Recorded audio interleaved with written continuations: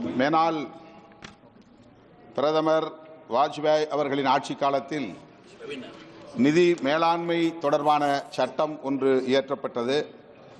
Fiscal responsibility budget management act. அந்த சட்டத்தின்படி 2022-2023 நமது தேசிய மொத்த உற்பத்தி ஜிடிபியில் கடன் சுமையின் அளவு 38.7% குறைக்க வேண்டும் என்கிற இலக்கு நிர்ணயிக்கப்பட்டது. ஆனால் இந்த அரசு, பாஜக அரசு, நம்முடைய தலைமை அமைச்சர் நரேந்திர மோடி அவர்களின் தலைமையிலான அரசு பதவியேற்ற போது 51% கடன் சுமை இருந்தது. இப்போது அது 57% உயர்ந்திருக்கிறது. இது இந்த அரசின் பொருளாதார மேலாண்மையில் ஏற்பட்டிருக்கிற தோல்வியை உறுதிப்படுத்துகிறது.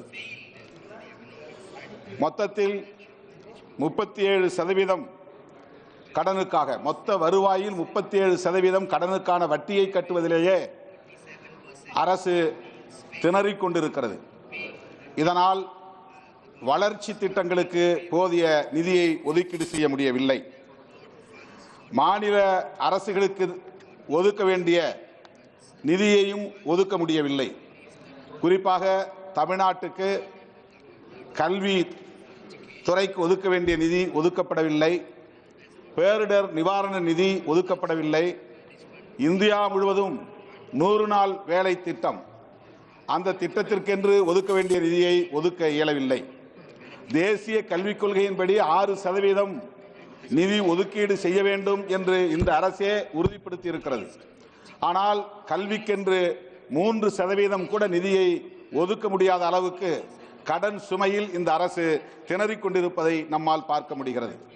அதேபோல சுகாதாரத்திற்கு நிதியை ஒதுக்கீடு செய்ய இயலாத காரணத்தினால் ஸ்வச் பாரத் போன்ற திட்டங்கள் எல்லாம் முழுமையான தோல்வியை அடைந்திருக்கிறது என்பதிலே யாரும் மாற்று கருத்தை சொல்ல முடியாது.